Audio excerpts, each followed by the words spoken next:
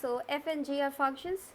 Two non-constant differentiable functions are given to you which satisfies this, and you have to show which of the following are true or false. Okay, just true.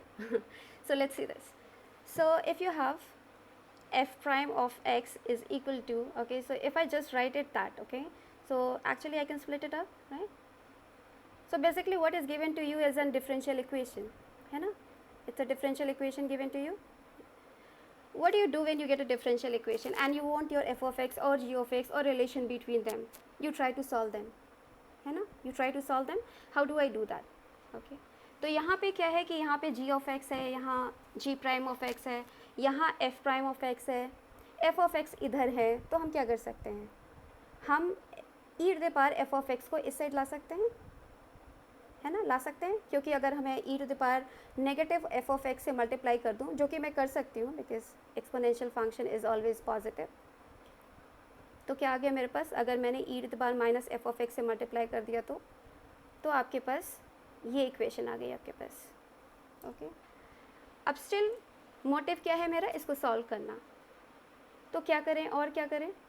अगर मैं इसको differential equation को इस तरीके से भी solve कर सकते हैं कि अगर आपको पता है कि वो किसी का कंप्लीट डेरिवेटिव है, टोटल डेरिवेटिव है, तो भी आपका इक्वेशन सॉल्व हो जाता है.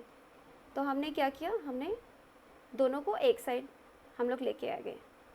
अब मुझे यहाँ पे क्लियरली क्या दिख रहा है कि this is total derivative of what? Minus e to the power minus f of x.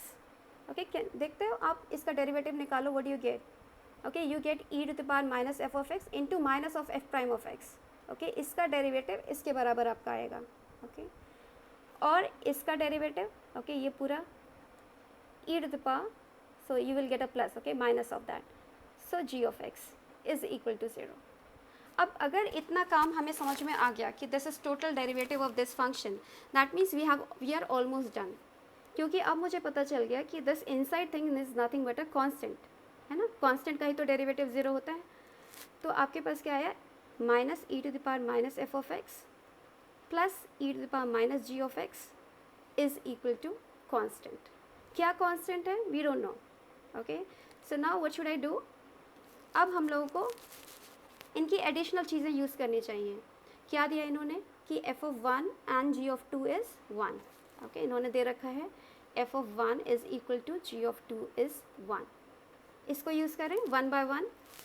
तो let's put, okay, put x is equal to 1 here, okay, in 1. What do you get? Minus e to the power minus f of 1 plus e to the power minus g of 1 is equal to c. अब g of 1 की value तो हमें पता नहीं है, but f of 1 की value मुझे पता है, तो I can just put it that value. Okay, so what do I get? Minus 1 plus e to the power minus g of 1 is a constant. Perfect. Okay, similar thing I can do for the other one. Okay, 2 रख के, okay, 2 रखते हैं. Put x is equal to 2. What do you get यहाँ पे? Okay, in 1 of course, in equation 1 you get minus e minus f of 2 plus e to the power minus g of 2 is c. Okay, now अब कौन सी value आपको पता है? g of 2 की value पता है, राइट? तो आप क्या लिखोगे? g of 2 की जो वैल्यू आपको पता है वो आप डाल दो उसमें. 2 plus e to the power minus 1 is equal to c. Perfect. Okay, अब देख रहे हो आपको c की वैल्यू यहाँ से भी मिल रही है और c की वैल्यू यहाँ से भी मिल रही है. I can equate them. Okay, let's do that, equating them. So we equate who? 2 and 3, okay? Because दोनों ही मुझे c की वैल्यू दे रहे हैं. So मेरे पास क्या आ जाता है? Minus e to the power minus 1 plus this, okay, is equal to minus this plus e to the power minus 1. ओके, थोड़ा सा ये देखो, इनको साथ में कर लेते हैं. तो मेरे पास क्या आ जाएगा? इसको इधर ले जाते हैं, इसको इधर ले आते हैं. तो देखो क्या आया मेरे पास? Minus g of 1 plus e to the power minus f of 2 is equal to 2 e to the power minus 1. अब आपका काम जो है ऑलमोस्ट हो गया है, क्योंकि ये पूछ क्या रहे हैं हमसे? ये हमसे पूछ रहे हैं कि g ऑफ 1 और f ऑफ 2 क्या इनइक्वालिटी फॉलो करते हैं, g ऑफ 1 और f ऑफ 2. तो अगर मुझे केवल g ऑफ 1 और केवल f ऑफ 2 की बात करनी है तो मुझे क्या पता है एक्सपोनेंशियल प्रॉपर्टी के बारे में, that is always a positive number, okay, strictly greater than 0. So I can always say, since this is strictly greater than 0, I can always say that this is what? This is greater than, strictly greater than e to the power minus g of 1. फिर कह सकते हैं, क्योंकि इसमें कुछ add करने पर आप इसके बराबर हो रहे हो, right? That means this is strictly lesser than that. अब मैं ये इनइक्वालिटी को यूज़ करती हूँ, strictly less than 2 over e. I can take log on both sides, or natural log. So natural log, you know, is an increasing function, so it follows the same thing. So log of e is 1 is less than log of 2 minus log of e, which is again 1. Okay. अब अगर आप minus sign से multiply करोगे तो inequality जो है reverse हो जाएगी. You get g of 1 is greater than, okay, so this is 1, so you get 1 minus log 2. Okay, यहाँ पे कुछ डिफरेंट नहीं किया हमने.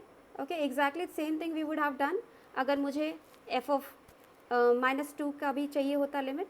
ओके, सो यहाँ पे भी सेम चीज़ अगर आपको करोगे, because you could have said that this is greater than e to the power minus f of 2 as well.